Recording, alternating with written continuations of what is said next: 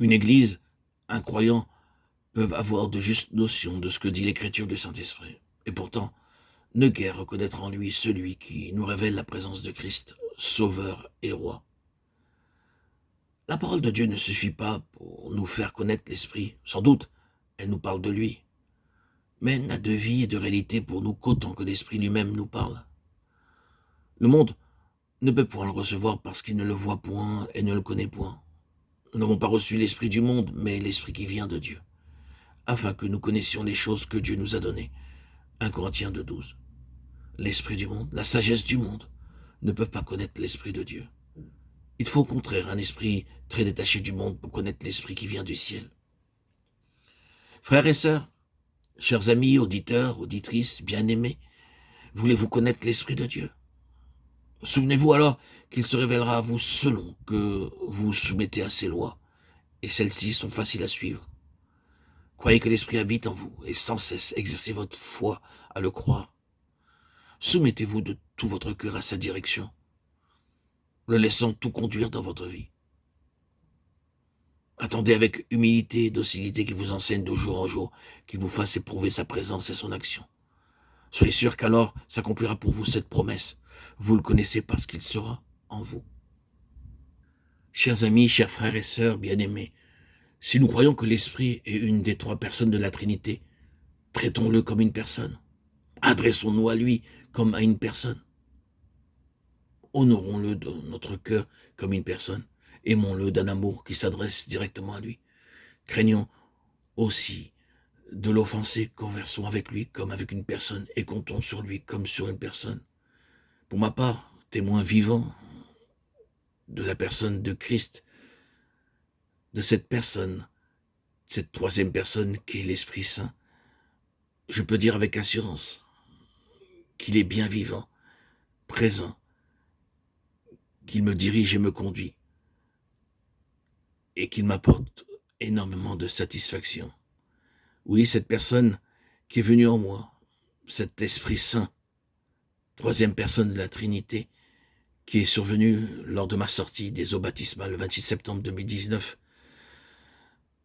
au lac de ma ville, fut de moi un témoin vivant. Aujourd'hui, par cette personne, je peux transmettre, communiquer cet amour vivant dans mes paroles, dans mes propos, dans le son de ma voix, cet amour vivifiant qui me parle, mais qui vous parle.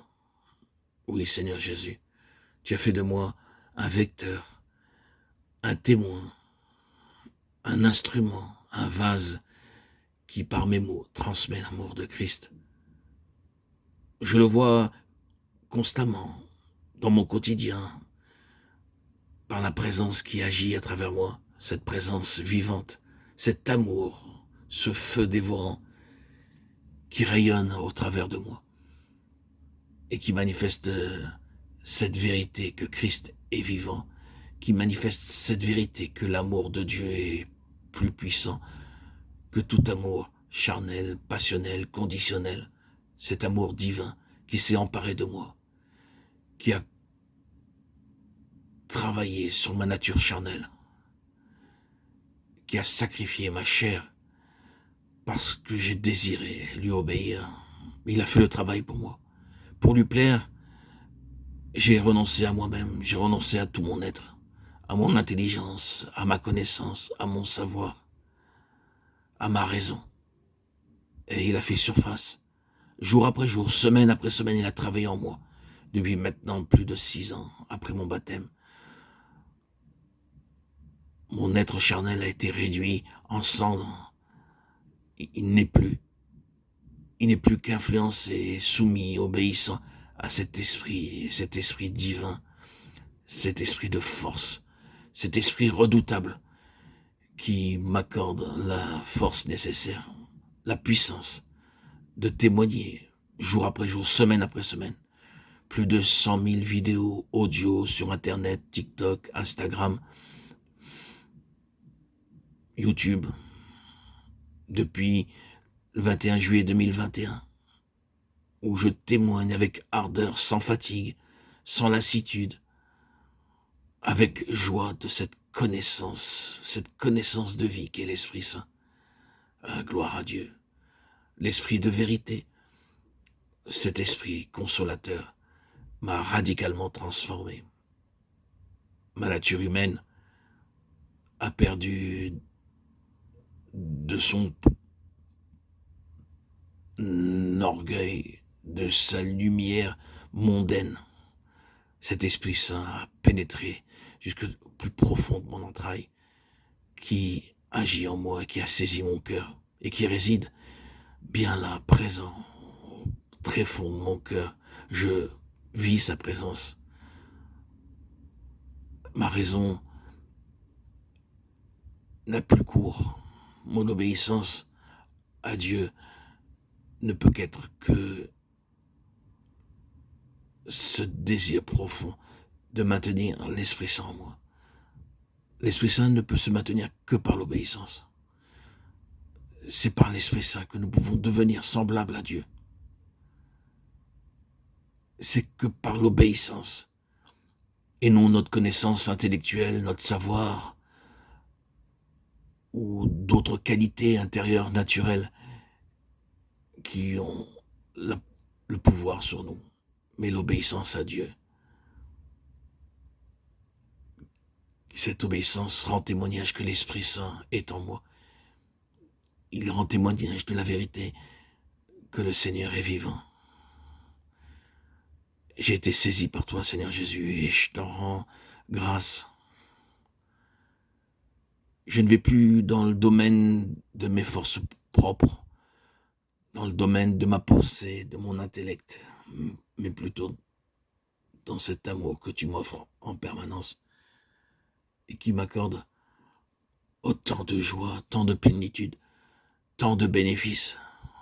Tu as sacrifié ma chair durant ces 34 ans, Seigneur Jésus. J'ai porté ta croix sans le savoir. Je lisais secrètement l'Évangile, la Bible, tout en faisant mon judaïsme.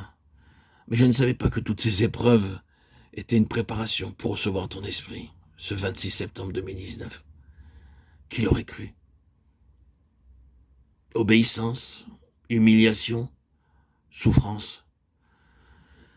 Ah, Seigneur Jésus, tout est oublié, tout est mis de côté devant cette douceur, cette grâce qu'est de vivre avec ton Saint-Esprit. Quelle merveille! Ah Seigneur, accorde à tous ceux qui m'entendent ce Saint-Esprit.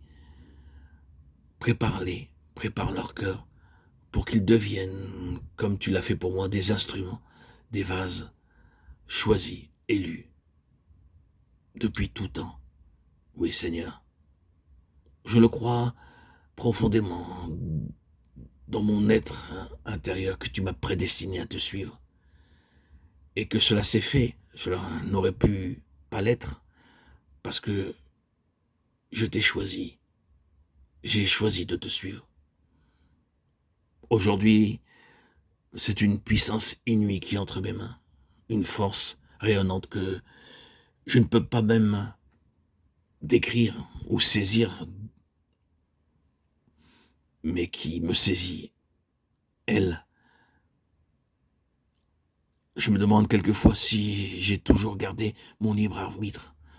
Tout se fait par lui, par cette personne qui agit à travers moi, qui est si puissante, qui a pris possession de moi et qui fait de moi un être si établi, si équilibré.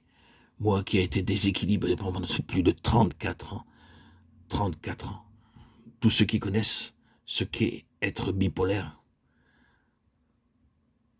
passer d'une émotion euphorique à dépressive en quelques secondes, en peu de temps, savent ce qu'est le déséquilibre. Mais, oui Seigneur, tu m'as choisi pour témoigner qu'avec toi, rien n'est impossible, rien. Par toi, en toi et pour toi, je vis aujourd'hui cette grâce merveilleuse que rien n'est impossible à Dieu. Et j'en témoigne. Je la vis. Gloire à Dieu au plus haut des cieux et paix sur la terre aux hommes qu'il aime. À toi, Seigneur, tout honneur et toute gloire pour les siècles des siècles.